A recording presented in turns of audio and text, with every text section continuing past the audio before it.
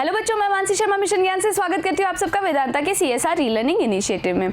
बच्चों, आज हम पढ़ने वाले हैं वाटर चैप्टर का आखिरी भाग। पहले के 4 भागों को ध्यान से पढ़ लीजिए। क्योंकि उन सब में जो अच्छी भूमिकाएं है जो पानी निभाता है वो भी है, और वो समस्याएं भी हैं जो कि पानी के कारण ही खड़ी हो रही हैं।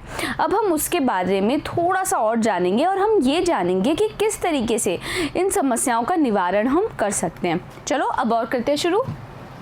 Closely connected with the conservation of water supplies is the problem of afforestation। तो जो वाटर सप्लाई है उसके साथ में ही जुड़ा हुआ है, गहराई से जुड़ा हुआ है, बहुत करीबी से जुड़ा हुआ है। क्या जुड़ा हुआ है बच्चों?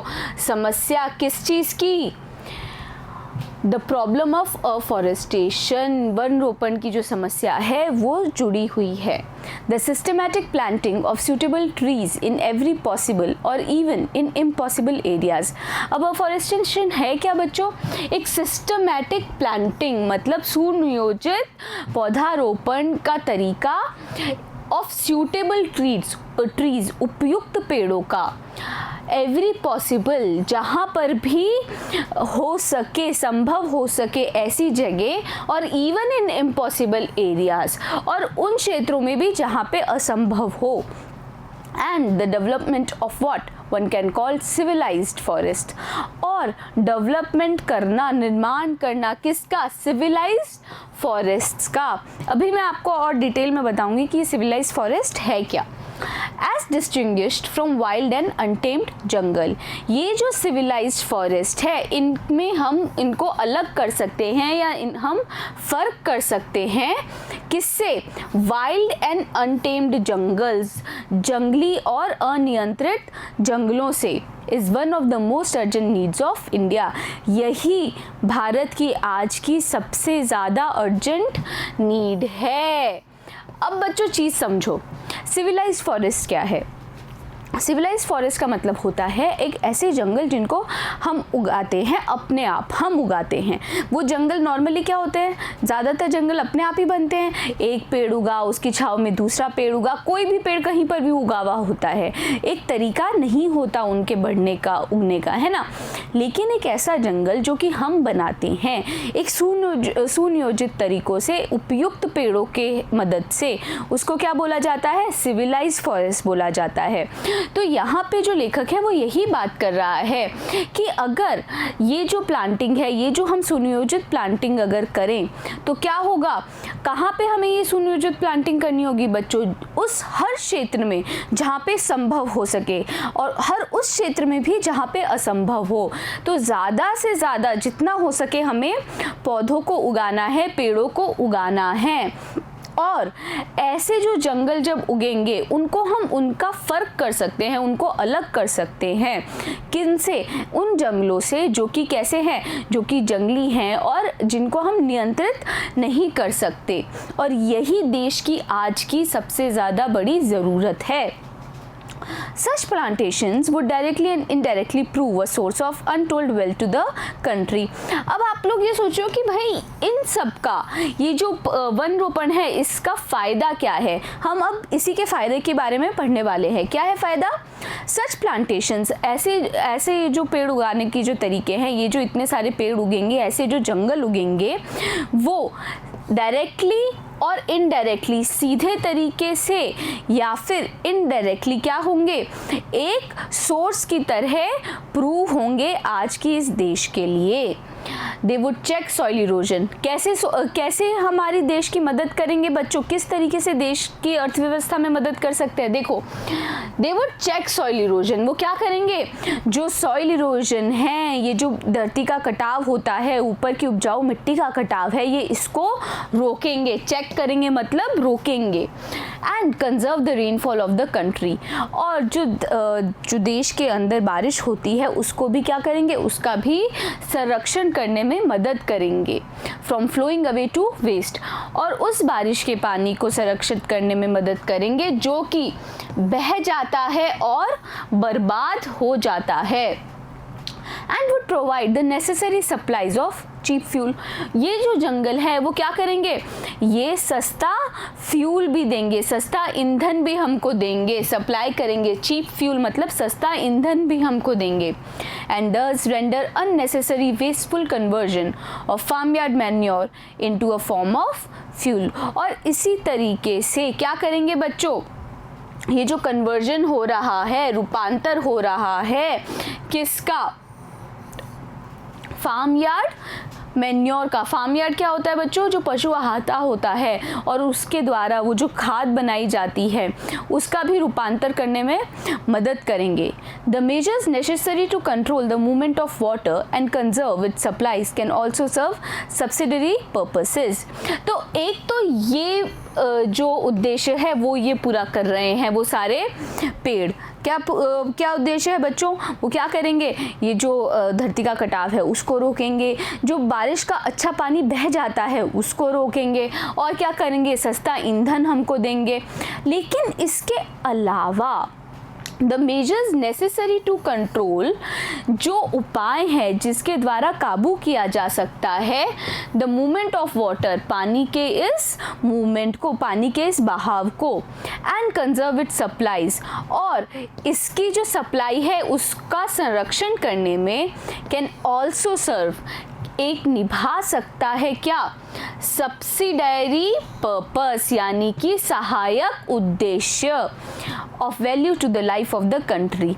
एक इस तरह का उद्देश्य जो कि जो कंट्री साइड की जो ज़िंदगी है उसके लिए ज़रूरी है। अब याद करो बच्चों, मैंने आपको बताया था जो दूसरा वीडियो था उसमें क्या बताया था, कंट्री साइड का मतलब होता है देहात।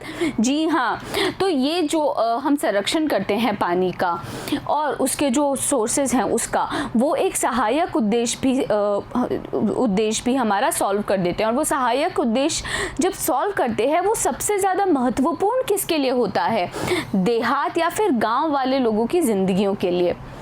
By far the cheapest form of internal transport in a country is by boats and barges। तो क्या है, जो सबसे ज़्यादा सस्ता ट्रांसपोर्ट करने का तरीका है, इंटरनल ट्रांसपोर्ट मतलब आंतरिक ट्रांसपोर्ट करना मतलब एक जगह से दूसरी जगह पे कोई चीज़ को पहुंचाना या इंसानों का एक जगह से दूसरी जगह जाना। तो जो सबसे सस्ता तरीका है आंतरिक ट्रांसपोर्ट का वो क्या है, by boats and barges. Barges क्या होते हैं, वो भी नौकाएं और नाव ही हैं। तो बोट्स के द्वारा और बार्जेस के द्वारा क्या है, सबसे ज़्यादा वो सस्ता तरीका है, और थ्रू कैनल्स एंड रिवर्स। अब बोट्स और बार्जेस चलेंगे कहाँ पे, कैनल्स यानी कि किसमें, नहरों में और नदियों में चलने वाले बोट्स और बार्जेस ही सबसे सस्ता तरीका है भारत देश के अंदर, हमारे इस देश के अंदर ट्रांसपोर्ट करने का। We hear much about programs of rail and road constructions। हम ज़्यादातर सुनते हैं उन ऐसे प्रोग्रामों के बारे में जो कि किससे जुड़े हुए हैं, रेल से और रोड के निर्माण से, सड़कों के निर्माण से जुड़े हुए हैं। But far too little about the development of internal waterways in India। लेकिन बहुत ही कम सुनते हैं हम डेवलपमेंट के बारे में, निर्माण के बारे में या उसको बढ़ाने के बारे में, किसके, आंतरिक वाटरवेज इन इंडिया। वाटरवेज क्या होते हैं बच्चों, जो पानी के द्वारा जो हम ट्रैवल करते हैं उसको बोलते हैं waterways। Then again, the harnessing of water supplies also makes possible the development of hydroelectric power। तो केवल यही नहीं कि भाई सस्ता ट्रांसपोर्ट देता है पानी हमें, ऐसा नहीं है।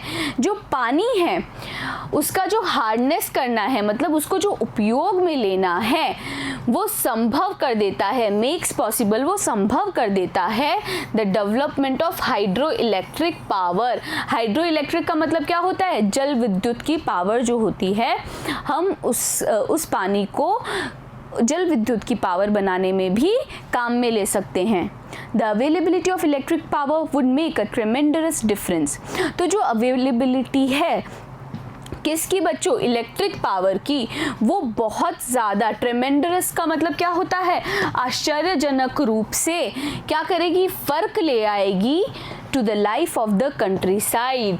गाँव वालों के जीवन में ये जो विद्युत है वो क्या ले आएगी, बहुत ज़्यादा फ़र्क ले आएगी। And enable the rural economy, और ये जो गाँव की जो इकोनॉमी है उसको टू बी इम्प्रूव्ड, उसको अच्छा कर देगी, उसको बढ़िया कर देगी इन वेरियस डायरेक्शन, सभी दिशाओं के अंदर जो गांव की जो इकोनॉमी है उसको अच्छा कर देगी। In particular it would enable underground water to be tapped, और क्या करेगी वो, इन पर्टिकुलर खास कर वो क्या करेगी, it would enable underground water, वो क्या करेगी, शक्ति देगी अंडरग्राउंड वाटर को, जो धरती के अंदर जो पानी है उसको, to be tapped to a greater extent. तो टैप का मतलब क्या होता है, वहीं पर उसको इकट्ठा करे रखना, उसको वहीं पर रोके रखना। तो जो अंडरग्राउंड वाटर होगा वो वहीं पर इकट्ठा रहेगा और क्या होगी, उसकी मात्रा बढ़ जाएगी to a greater extent that at present. और आज के मुकाबले अगर हमने इस पानी को संरक्षित किया तो जो धरती के अंदर जो पानी है वो भी क्या रहेगा, इकट्ठा रहेगा और उसकी जो मात्रा है वो भी बढ़ेगी। And thus help to overcome the difficulties, और इसी तरीके से उभरने में मदद करेगी उन मुश्किलों से अराइजिंग फ्रॉम इरेगुलरिटी, जो कि पैदा हुई हैं किससे, इरेगुलरिटी, अनियमितता के कारण, और इनएडुकेसी का मतलब क्या होता है, अपर्याप्तता के कारण, of other source of supply, जो दूसरे सोर्स हैं इस पानी की सप्लाई का, अगर वो अनियमित है या फिर अपर्याप्त है तो भी क्या होगा, अगर धरती के अंदर पानी सही मात्रा में मौजूद है तो इन सारी मुश्किलों का हम आसानी से सामना कर पाएंगे। In one sense water is the commonest of liquid. तो एक तरीके से जो वाटर है, जो पानी है, वो सबसे ज़्यादा आम पदार्थ है सभी तरल पदार्थों के अंदर। In other sense, it is the most uncommon of liquids with amazing properties.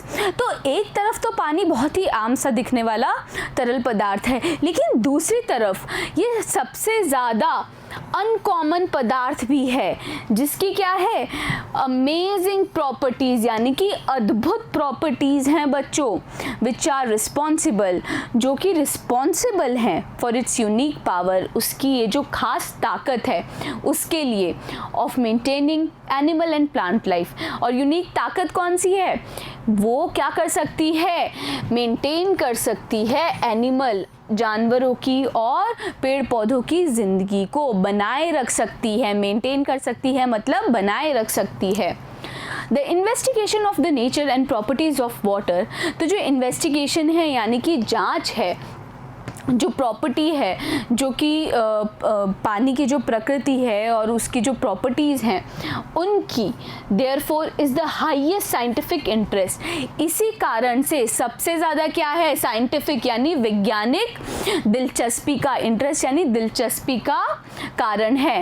And is far from being an exhausted field of research, और ये बहुत ज़्यादा दूर है किस चीज़ से, कि वो क्षीण हो जाएगी। किस चीज़ में क्षीण हो जाएगी, उसके बारे में जो और रिसर्च चल रही है वो क्षीण हो सकती है, ऐसा नहीं हो सकता। उसकी बहुत सारी प्रॉपर्टीज़ हैं बच्चों, उसकी बहुत सारी उपयोगिताएं हैं। पानी और भी बहुत कुछ कर सकता है, हमारे जीवन के अंदर बदलाव ला सकता है और बहुत तरीक़ों से बदलाव ला सकता है। और इन्हीं सब बदलावों के बारे में आपने कैसे जाना, इसी वीडियो के दौरान जाना ना। अब सारे वीडियोज़ को ध्यान से, एक एक वीडियो को ध्यान से देखते जाओ। क्यों? क्योंकि अगले वीडियो में हम करेंगे इसी चैप्टर के क्वेश्चन एंड आंसर्स। तो ज़रूरी है ना आप लोगों के लिए कि सारी चीज़ें आपको याद हों, सारी बातें जो कही गई हैं वो याद हों। अब मिलेंगे अगले वीडियो में, बने रहिएगा मेरे साथ, मिलते हैं अगले वीडियो में।